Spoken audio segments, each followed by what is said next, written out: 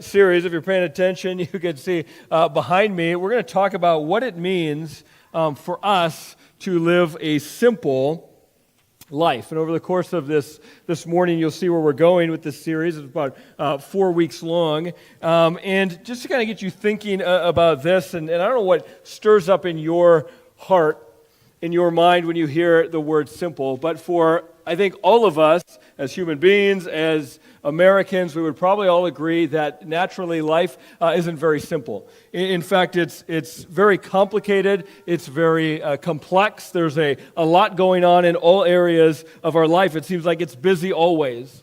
Things like our communication, media, the way that we communicate with each other, the ways that corporations, industries communicate with us. Doesn't it seem, for those of you who are on social media, like as soon as you get on the hottest and latest social media app, that there's a new one that comes out, and then you got to switch over. Sometimes you think that, is it me? Is it because I get on it? Is it making it unpopular and everyone switches?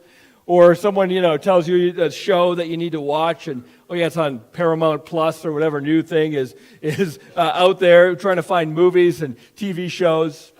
There's something that's big in social scientist circles they call overchoice or choice overload. Actually, a name that they give to our society, that thing, and you've all experienced it, going into a restaurant or turning on Netflix and having just choice after choice after choice, to the point where instead of making it easier, it actually makes us harder in life to make choices. Life is complicated in the materials, the things that we have in our house. A recent study came out and it estimated that the average American home has more than 300,000 items in it. What do you think about that for a moment? More than likely, if your average have 300,000 items in your home, 1 out of 4 houses in America with a 2-car garage can't even fit 1 car in the garage because it's so filled with stuff. The average American, same study, throws away 68 pounds of clothing per year. So interestingly enough, 68 pounds of clothing is the same amount of clothing that the average South Dakotan has to put on in winter to go out in the cold. I don't know if you knew. Right. I made that one up, but it's close. It's probably close to that last statistic. We're so busy in life. 74% of parents say that they are too busy to read their child a bedtime story. 74% of parents. In fact, this shows up in life when somebody asks you, "How are you?" or "How are you doing?" Instead of good, it's kind of become standard in our world to say busy. That's pretty a standard response. In fact, I have to admit, I caught myself once this week when somebody said, "How's your day?" The first word that came out of my mouth was busy. It just becomes a common thing. All of us are busy. There's a word that people use for this, and it's complexity. Our world is complex. Often an illustration that's used that's very fitting and a product of this is a traffic jam. Now, I know some of you live where you live because you're sick of traffic jams. You don't like them. Nobody likes traffic jams. But I just want you to picture for a moment the idea of a traffic jam and all the cars coming on the freeway and cars getting off and cars switching lanes and everybody going somewhere, going to a different place. This is kind of how our world operates in all areas of life. Your schedule often, I know my schedule sometimes feels like a traffic jam, right? Things being added, things coming off, going to certain places. Different people in the family have different things. It's complex. Or maybe your house feels sometimes like a traffic jam. Things coming out, things coming in, things you want to go out, so you put in boxes, and then you decide, what if I need it? And so you put it somewhere else in an attic. So there's a traffic jam in life, in all areas of our life. So the world uses the word complex. The Bible, we're going to talk about this a lot this morning, uses another word. And the word the Bible uses, in fact, the word Jesus uses for the same concept is the word abundance. We're going to see that at least once this morning. In fact, I think we'll see it twice before this message is over. This word abundance is a word that Jesus uses to describe this kind of idea in our world. And abundance might sound like a good thing to you. Maybe a better word would be overabundance. The word in the Greek describes an excess in life. And Jesus uses this word to describe what happens to us sometimes, not just in our physical life, but in our spiritual life. And when we have too much abundance, when we have too much overabundance, it actually causes us issues in all areas of life. So we've just accepted this It seems like it's out of our control. Our world's just fast-paced. We use that word all the time. But Jesus teaches us, and as we, in the next 4 weeks, jump into some of these passages, we're going to see that Jesus actually combats some of these ideas that we take as just normal. Life's just fast-paced. And he asks us, and he challenges us, he encourages us in life to slow down. So just a little background to this series before we jump in. At the end of last year, I always take some time and I try to plug in, kind of plan a little bit where we're going for the year and plug in message series for certain times of the year. And around this time, I like to fit in a few smaller series. And I wanted to do something this year. We've done it before. A short series on a spiritual discipline. So first I thought maybe we should do a few spiritual disciplines. Then I thought maybe we should zero in on one. We've done prayer. We've done some other things. And as I was kind of praying through this, looking up some of the spiritual disciplines, there's one that simultaneously the Holy Spirit kept drawing my attention to. It was this spiritual discipline of simplicity. And at the same time, and your heart might do this in the next 4 weeks. At the same time, my heart was telling me, don't touch that with a 10-foot pole, because this is an area, especially where we live today, living in America, being human, that's very challenging. And most of us don't even really think about this idea of simplicity. Last week, I was finishing up a series, and afterwards, after church, somebody asked me, where are you going to next? And I said, well, I want to start a series on the spiritual discipline of simplicity. And they said it might be what you're thinking this morning. Simplicity. What does the Bible have to say about simplicity? It doesn't say anything about that. And in fact, it says a lot, but one of the issues sometimes that we have as humans is that we kind of read in our ideas to the Bible. Our life and world becomes the lens to which we look at Jesus' words, instead of letting his words become the lens with which we look at the world. And so what we're going to see in the next 4 weeks, and every week we're going to be in a text in the book of Luke, in kind of the same chapter or area of the book of Luke. And we're going to start seeing that Jesus often talked about this idea of simplicity in different areas of life. And so next week we'll start looking at specific areas, talk about what simplicity looks like in our stuff, the things that we own. The next week we'll talk about simplicity in our speech, the way that we communicate, and then we'll finish up that last week talking about simplicity of schedule and the busyness in life, all things that Jesus addresses in the book of Luke. But today, we're going to start here as we start out this series with this simple, see what I did there? Simple idea. Want to live a simple life? This is what I think Jesus would ask us, or Jesus would tell us. Want to live a simple life? It's got to start with a heart focused singularly on God. And here's where I want to start this morning, because as we start to explore this idea, and Jesus, he challenges us in areas like our treasure. Where is your treasure? Where is simplicity in your life? He keeps going back often to this idea of our heart. So a couple concepts there. One is, it starts in our hearts. It starts inside of us. And it starts with our focus being solely on God. So I want to start out with this story in Jesus' life. It's not our passage this morning, but in fact, Kristen just read it a few minutes ago. You probably know this story in Jesus' life well. Matthew 22, hearing that Jesus had silenced the Sadducees, the Pharisees got together. We see this often in Jesus' life. They're trying to trick him. One of them, an expert in the law, tested him with this question. He says, "Teacher, which is the greatest commandment in the law?" And Jesus replied, "Love the Lord your God with all your heart, with all your soul, and with all your mind. This is the first and greatest commandment. And the second is like it. Love your neighbor as yourself. All the law and all the prophets hang on these two commandments." So a few things I want you to notice right off the bat. The first is that Jesus goes to the interior of our life, and he's answering this question, and he goes to our hearts. Our heart, soul, and mind they're not separated. They're all just kind of Greek thought concepts. All of them indicate the inner being of who we are. So all of them, it's not like someone's going to be like, you know what, I'm really good at loving Jesus with my heart and my mind, but the soul always gets me. Right, like I'm 2/3 following Jesus. That's not what it's talking about here. You're either following Jesus with everything in your life or you're not. And so Jesus is saying he wants us to be singularly focused on God. This is the greatest commandment. The other thing I want you to see, and that perfect for this morning, is I want you to see the simplicity in Jesus. Here are these teachers, and the common number that's thrown out. If you go through the Old Testament, it's estimated. In those days, it was estimated there were 613 laws of Moses.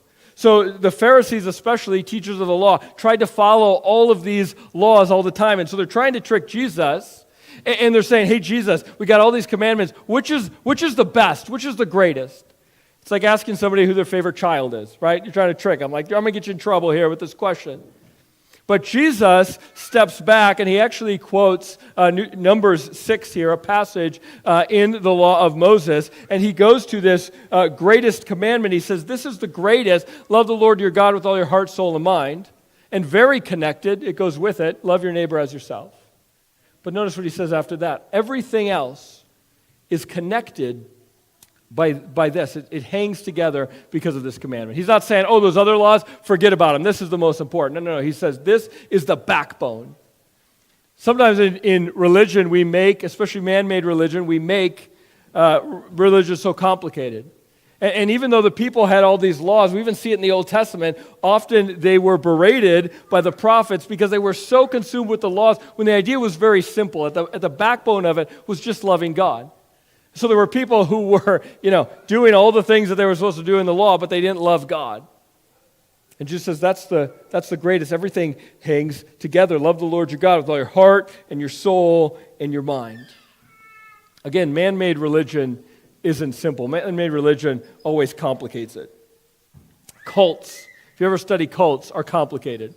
If you ever done some digging into like Scientology, a religion that was man-made in like the 50s, a religion that has like 15 different levels, and the more you go through it, the more you give money, the more information you get to know. It's very complicated. Jesus reminds us that at the core of Christianity, what did we learn last week? A perfect setup to our passage this morning. He says, deny yourself, pick up your cross, follow me.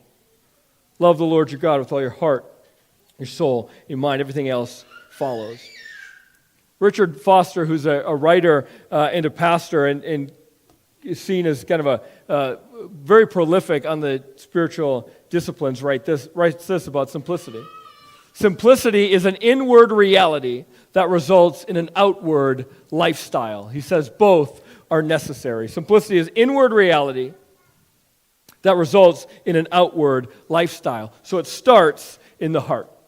So I want to talk about the rest of this morning, or most of the rest of this morning, why it has to start in the heart. And we're really going to dig into some of Jesus' words here in Luke chapter 12. So if you're not already there in your Bibles, you can turn there with me. Number one, I'll give you 3 reasons. Number one, simplicity combats an anxiety that ravages our heart. This is the first reason why it's important for us to start in the heart. Because Jesus is going to say what simplicity does in our life is it actually attacks a problem that's not on the outside.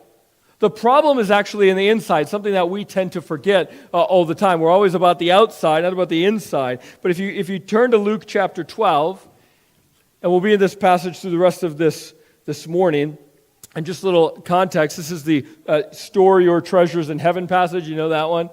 Here's what Jesus says before that, starting in verse 22. Jesus said to his disciples, "Therefore I tell you, do not worry about your life, what you will eat, or about your body, what you will wear. For life is more than food, and the body more than clothes. Consider the ravens." He goes to nature. They do not sow or reap, yet they have no storeroom or barn, yet God feeds them. And how much more valuable you are than birds. Who of you, by worrying, can add a single hour to your life? Doesn't keep us from trying, does it? Since you cannot do this very little thing, why do you worry about the rest? And Jesus is going to continue here. He's going to talk about worry. Then he's going to talk about keeping our treasures in heaven and not on earth. Here's the connection that I want you to see that's so important, and we fail so often to make this connection. Notice, he makes a connection between here's how we live in our lives. We store up treasures, and we want things, and we may make life more complicated. And he doesn't say, although he does eventually challenge our actions, he starts to say, here's where it starts. It starts with this anxiety inside of all of us that is in our hearts. And he draws this connection, which is so profound, that all of this stuff on the outside is us trying to fulfill a hole in our hearts, a worry and anxiety in our lives. He connects this stuff with an abundance, a need for more. He's signaling this is a heart issue. We need more in our lives because we're trying to deal with that anxiety. We're trying to fill that hole. It's kind of like when you're on a plane, and you're just driving around, flying around, diddly-do, and then you hit turbulence. I always hate that. And what do? The plane starts shaking, and you take your hands and you just, hold firm onto those handrests, and you really hope that that stranger next to you doesn't hold the handrest in the exact same place as you, because, so you're just, here you are, turbulent in life, and you're just grabbing hold of something. He said, this is what life is like, is that we feel this anxiety in life. We don't know, are we going to be okay? Am I going to have clothes? Am I going to have food? He said, you're just grabbing a hold. It's like the Israelites with the manna, and they're just grabbing some. Maybe tomorrow I'll need some, or what about in a week from now? And Jesus says, this is our heart. This is what we do. We have this anxiety that fills our heart. Now, I just want to make this real clear when we talk about anxiety. We know that there's more to anxiety than just a lack of faith. There's a genetic component. I know some of you know this very well. There's a genetic component in anxiety and depression. There's other things, chemical imbalances in our brains. I don't want to, downplay that. But when the Bible talks about worry and anxiety, and this is much, and we all, to some level, have worry and anxiety, Jesus always makes it a faith issue. So often this worry comes from a lack of faith in Jesus. That's why he challenges us to look around nature and make a change. What's the anxiety in your heart? It can take many different forms. Am I as successful as that other person? That can drive much of what we do. Am I successful? That's the anxiety. What if there's a tragedy? What if something happens? Am I going to be okay? I need to store up for if something bad happens. Or maybe the question eating at you is, am I worth it? Am I really worth it? Or will they like me? Will this make them like me? What will make them like me? Maybe if I get more stuff, more people will like me. Maybe if I'm busier and I look more important, more people will like me. There's this anxiety that leads to an abundance in our life. Until we dig under that abundance, we're never going to see the problem, and we're not going to chase simplicity. So if you want to get to the heart of the matter, you have to get to the heart of the matter. Our hearts, where the problem is. It's asking the question, maybe it's you right now, it's asking the question, what if you're struggling with the complicated nature of life, and we all do, I don't want to downplay that at all, what worry are you trying to make go away right now? What is it that's driving you in that area? Because Jesus points out very succinctly that there's this concern, this worry, this anxiety in our hearts. Later on in this, few verses later, Jesus is going to say this. He's going to say, but seek, this is the answer, but seek the kingdom, and all these things will be given to you as well. Seek the kingdom. This is Jesus' way here of basically saying, love the Lord your God with all your heart, soul, and mind. Or deny yourself, pick up your cross, and follow me. It's all the same thread. He's saying focus singularly on God. Seek his kingdom in your life, and everything else is going to fall in place. Number two, second reason why simplicity has to start in the heart, is that simplicity on the inside leads to simplicity on the outside. Jesus makes this very clear. If we have simplicity on the inside, it's going to lead to simplicity on the outside. Again, he says, seek the kingdom of God. Then he's going to go, and if you just skim the passage, you'll notice that Jesus begins talking about this idea of selling your possessions. So he goes from this heart issue to a physical, he's giving a solution, a physical action that we can take. So the point being, if we really live this way on the inside, it's going to affect the outside. And we'll explore this passage more in depth in a couple weeks. But earlier in the book of Luke, this is Luke chapter 45, we have Jesus teaching again about good fruit and bad fruit. And he says this, Luke 6:45. A good man brings good things out of the good stored up in his heart. An evil man brings evil things out of the evil stored up in his heart. For the mouth speaks what the heart is full of. The mouth speaks what the heart is full of. So first thing I want you to notice is there's whatever is in our heart on the inside is going to come out to the outside. That's that's just how life works. But I want you to look at this translation, the NIV here. At the end of that verse, it says what the heart is full of. The actual word here is the word, it's very important, it's the word abundance. So it says, the mouth speaks what the heart has in abundance or in excess. In fact, if you're using an ESV, it translates it this way: for out of the abundance of the heart, his mouth speaks. So again, Jesus is saying, listen, in our heart, when we have all this abundance, when we're trying to follow different things, when we have all these things that we want, when we're not focused on God, when we're serving idols in our life, what happens is out of that abundance of that junk in our hearts comes junk out of our mouths, and junk on the outside. What's on the inside comes the outside, which is kind of crazy to me when you think about it, because so often in life, what do we try to do? We try to handle what's on the outside. We see a problem and we say, I don't want that problem anymore, so I'll just stop doing it. I'm just going to stop swearing. You might say, maybe this is you. I swear too much. I know I shouldn't do it. I'm just going to stop doing it. Or I yell at my kids. I don't want to be a yeller, so I'm just going to try not to yell at my kids anymore. Or I just have too much stuff. I know what I'll do. I'll have a rummage sale and I'll just sell it. Or I'll keep a few weeknights open for my family. I'm just going to try really hard to do that. Or I haven't been generous in a few years. Let's write a big check and make up for it. In other words, we see this problem out here and we say, well, if I just deal with that problem, I'll have it handled. But Jesus is saying, listen, in those instances where we really need to go in the heart, is in the heart. And ask, what is going on in my heart? What is the anxiety? What is the worry that's leading to my actions on the outside? What's going on inside of me? Truth is, it's easy to have a rummage sale. It's really hard to deal with the gunk in our hearts and the sin in our lives, to deal with the issues. But if we want to live a life of true simplicity, like Jesus is calling us to, it's got to start there. It's got to start on the inside.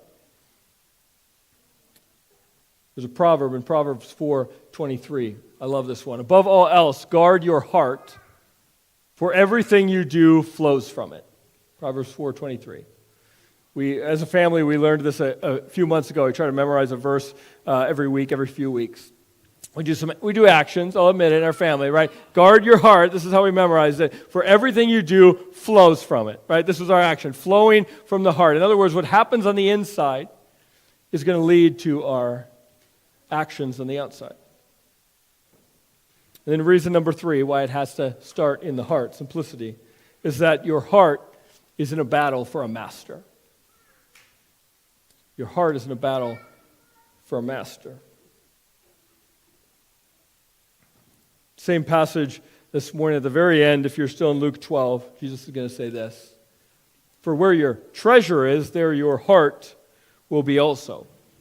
Reminding us that there's something that's driving our heart. There's something that our heart wants. And so when it's the wrong thing, it gets in the way. So Jesus, introducing this idea of the heart, commonly with the example that he uses is money, but it can be anything in our lives. Your heart is following something. This is a common theme in Jesus' teaching. Later, Luke 16, you probably know this passage, Luke 16:13, he's going to say this: no one can serve two masters.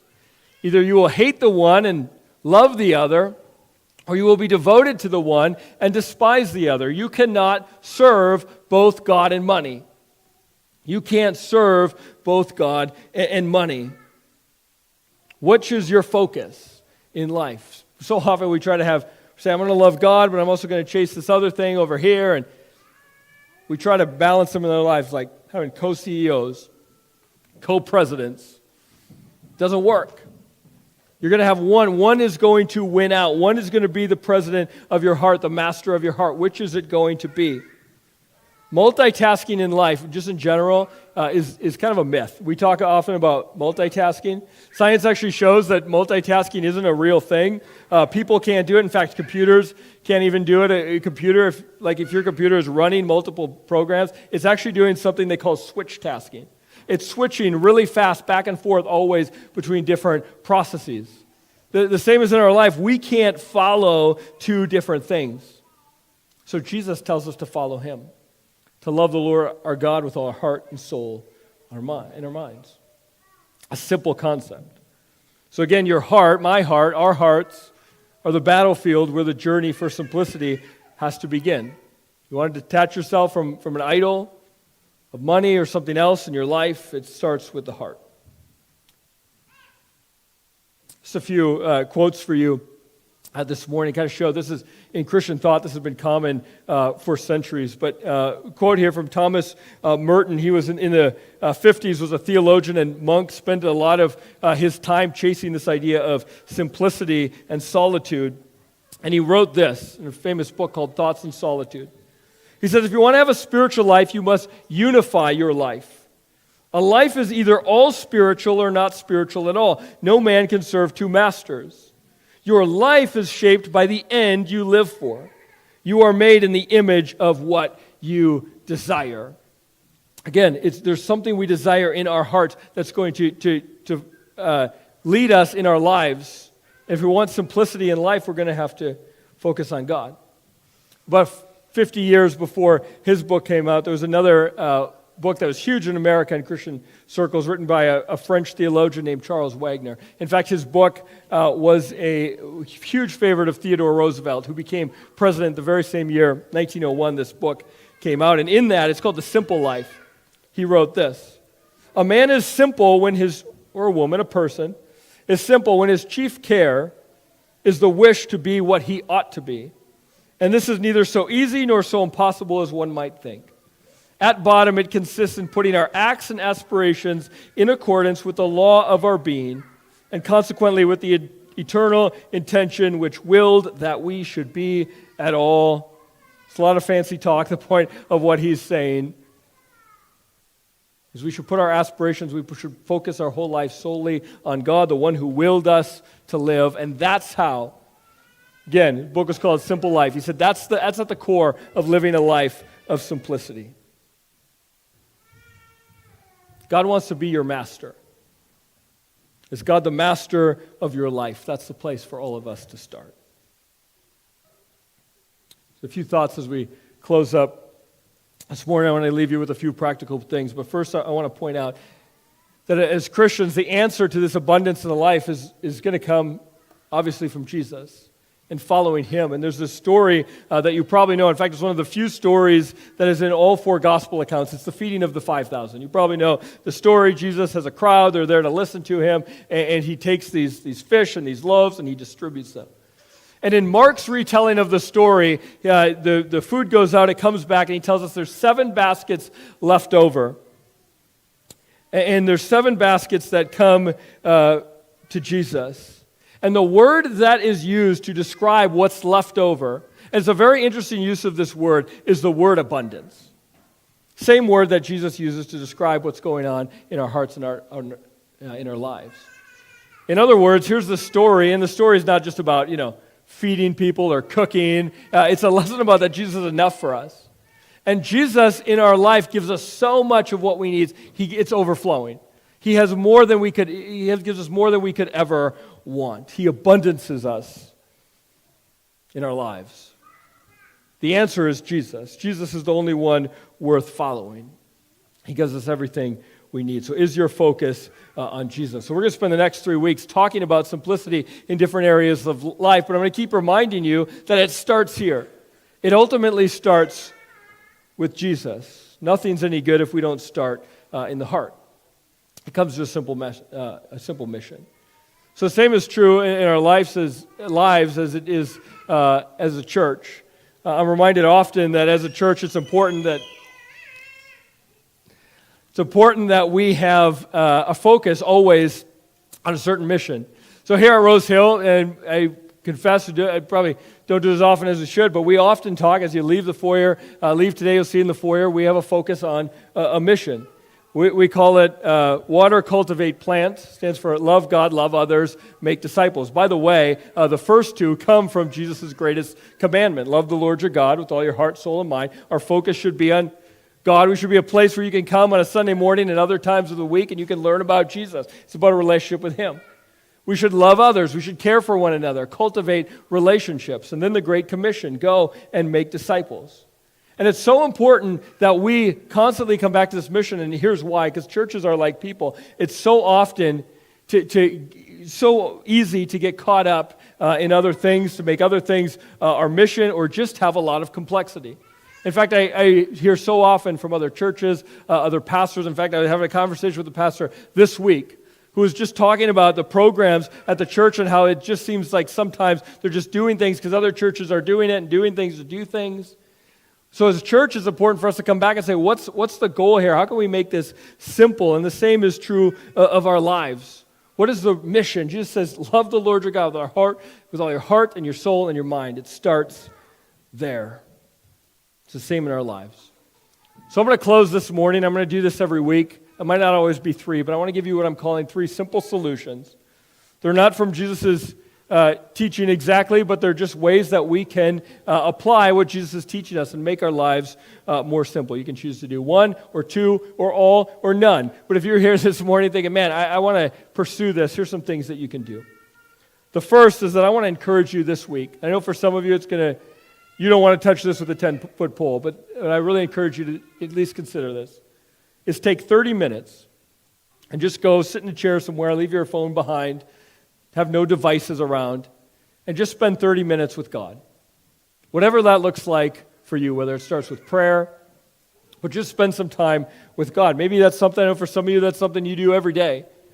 Maybe it's a novel idea for you or something you haven't done for a while, but just spend some time with God, asking yourself, do I love the Lord my God with all my heart, soul, and mind? What does that look like? How can I recommit? What needs to change? Spending time in His presence. And if you're going in your life, like, I don't know if I can do that. I don't know if I can sit for 30 minutes. Or maybe I don't know if I have the time for that. Take that as the greatest, a whole bunch of examples I've given you and statistics. Take that as the best one right there. So often we're too busy for God, and it shouldn't be that way. Second thing you can do, and this was it's going to seem silly to some of you, but you can cultivate appreciation for simple pleasures in life. I think this is something we don't do often enough, that just take something that's very simple and just learn to appreciate it. A few years ago, I started doing this with a cup of coffee in the morning. Typically, I always have a cup of coffee, sometimes a few of them, and I'd often, be reading the news or doing something, and I also had a bad habit of leaving my coffee cup somewhere and not remembering where it was, so I'd get another one. I was so busy. Yeah, I know. Sometimes it'd be like 3 coffee cups in the morning. But just, in fact, this is going to sound so nerdy to some of you, I started hand grinding coffee every morning, just spending some time with a cup of coffee, just kind of processing and enjoying that one cup of coffee. Maybe it's a candle, since my wife doesn't let me have bonfire in the house, so just staring at a flame. Sometimes you just want to burn stuff, okay, Ben, right? Maybe it's a rocking chair, something that you're just doing that's just really simple in life and just cultivating a simple pleasure. That might be weird to you, but I think as we kind of chase this idea of simple pleasures in life and following Jesus in our hearts, sometimes just slowing down is really important. So I'm going to leave you there to start in that area, and in the next few weeks we'll talk more about some of those ideas. Or maybe, number 3, last thing, is ask for someone, maybe this morning is asking for someone to keep you accountable. Maybe it's before you even leave this building, just talking to a friend and saying, hey, I was really challenged by what we talked about today. I'm really struggling in this area. Can we just talk about it once a week for a few minutes for the next 4 weeks as we kind of work through this together? It's always better with another person to be wrestling with ideas, challenging one another, holding each other accountable. That's something you can do before you even leave this morning. But what does simplicity look like in your life? For the next 3 weeks, we're going to follow this idea through different areas of your life. But don't forget this. It starts with your heart. Love the Lord your God with all your heart and soul and your mind. Will you pray with me?